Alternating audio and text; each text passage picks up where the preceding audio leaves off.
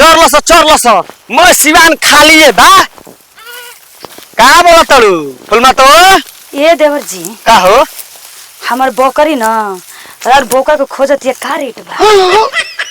हमार बोका के खोजतिया हां जी ई मोर तहार बकरी कोइसन बिया हो के हमार बोका के खोजतिया जान तड़ू ढेर ना 500 रुपया ले इतना महंगा में जी हां अरे हो नहीं गोली सकू फिर हेने अरे हमरा बकरी हमें मिक्स हो जाए कौन ता ऐसा ए लगा हम लड़का ऐसा हां कुल नहीं के तो एक ही में कर देनी रहुआ अच्छा जा तो चले चार लसन अब बाबा जी बता दी ना रात भर हमरा के परेशान करती है जान जी काई काई करती है मैं ये ऊपर गरम कर देती जब परेशान करतिया तो ओकरा के बोका कहां भेंट कराव ना परेशान करी तो यही से रहुआ अपन आइलन तन की रहुए बताई ना दे दी ना एक रात खातिर खाली बोकावा हां एक रात के ना तारा के दे देम बोकावा ना लेकिन ढेर ना जान तड़ू का 500 रुपया लागी हम बकरी होती अब पैसे होती ना गजब बात करत नहीं ये रहुआ मर्द हम गजब बात करतनी कि तू गजब बात करत हो ना देते माने खियोले पियोले बनी यही तरह फ्री में देवे खाती रात भर के तो बातें बा रात समझ जाई तो हम ना देम जा तू ए देवर जी सुनी ना अब देखी कितना प्यार से तो दोनों मिलत ऐसन उ मिले दा ओकर बात दूसर के बा लेकिन हम देम ना ठीक ना आ बता नीचे ऐसन मत हुले हुले अब ई बताई रवा हम ना समझल जी तो गांव में के कोई समझी जी रवा हमर दुख समझ हम ना दुख समझम जाके दूसरा के घर चल जा हम ना रात भर खाती ना भेजम ये जी रवा तंग से परेशानी हमर समझ जान जी हम मर्द मोरा घर से बाहर भागल रहते अरे हमारा के को हम भले चल जाई तारा घरे लेकिन हमर बोका ना जाए ए जी कुछ भी कहीं भैया प्रणाम खुश रह का अखिलेश हां ठीक बा ना हां ठीक बा हमो बानी हरिया जी हिने अब भौजी का जी का ई कराले बात करत रू लेबे वाला बात लेबे वाला हां सरवा घटिया हरामी ई का कहत नी जी अरे हां असै बात में फुसलावेला एकर बाहे में मत यार कुछ ए देवर जी कहू हम बोकरी के सिलसिला में आइल बनी एकरा से कोनो हम बोका रखले भाई बाबू रखले बड़ो हाँ। हमर तो भेट ना करला मूर्ति हां जा हरामी हो हां का भैया बतिया मजा नहीं हमारा तो बोका ना चाहिए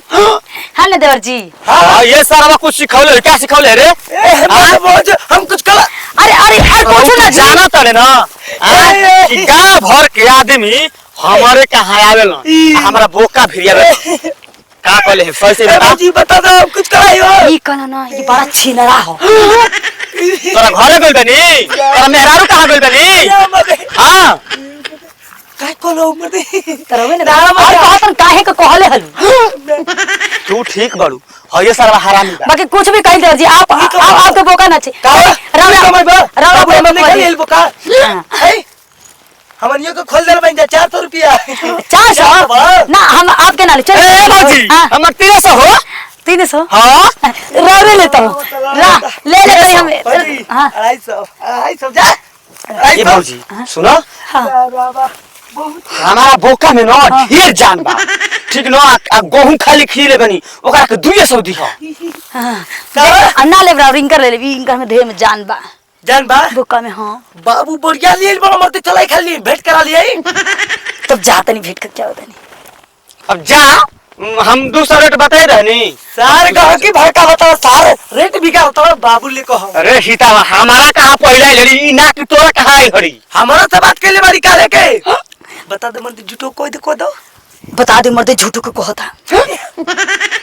बा लेकिन खत्म आदमी बड़ा अखिलेश मन तो कर दना कि तारा के पहले तियाई नहीं तू ही बुका तो वेट कर हम जाता नहीं अब बाबू ने मैं हाले कर तरी के रेट गिरा देले सब बाबू जाता नहीं तू बंद ते ना लगा दे ना कबो बकरी हमार बोका तक मत गए अरे रुकी जी देवर जी आए हम आपके नाले बोका ना ले हम 900 रुपया में तो ना मुझे ले लेते 100 रुपए में हाँ। मतलब हम तारा के फ्री में बोका दे दे आप हां तब चलिए हमारे बकरिया हो जाए चल कहां भी बकरिया कान होगा ना दोनों मिले देख खड़े फ्री में दे देम लेकिन हमरो को कुछ दी हो का देव जी माने खाना वाला ना खा सकी ना खा ले बरोगा खा ले बदला में दही नहीं क्यों रखले घरे बस लगा बैस ना भाई सर हां तो दूधे दही खिया दी है अब मान के चलो कि खइले पर हम बोका देतनी तो खइलो पर कोई नहीं ठीक बता चले हम दे दी दे देबो ना हां खा पक्का एकदम पाका तक लिखे के दी रजिस्ट्री पे कार रखे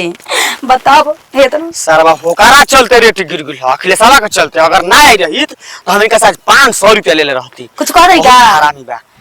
ना चला कुछ कहत नहीं की सार भेटा जी हम ठीक बा हम बकरी लेके आते रहे वो बोका लेके आई ठीक बा चलो हमारे रेट गिरा दे बताओ हमू बाबू ले रेट गिरा भाई सरवा के ना चल दे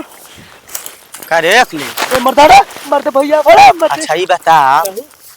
ये गांव में तोरे बोका बा हाँ। आ एगो हमार बोका बा। हाँ। ठीक पहले बात ध्यान से सुन बोला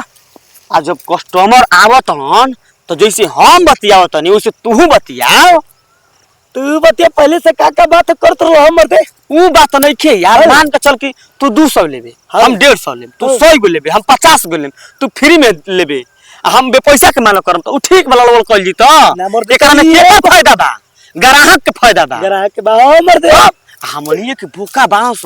बोका आतना महंगा मिलत बस 18000 20000 25000 केहू किनता जल्दी ना मर्दे तो ये तो कहत रही तू तंगी आज तू समय कम मार के हां बाबू जी फुसिल जाता मर्दे भैया हम नहीं की पूछला सर हम 500 मंगले रही आ तू तो कहत हमरा के 400 दी ह ये मर्दे अब एगो हम बकरी नहीं खिसाइले से सोचला अच्छा सोचल कि बहन बन जा हो हां ये बतिया देख, अबे नहीं मिल सुन हम पहले बात समझाओ दी तोरा के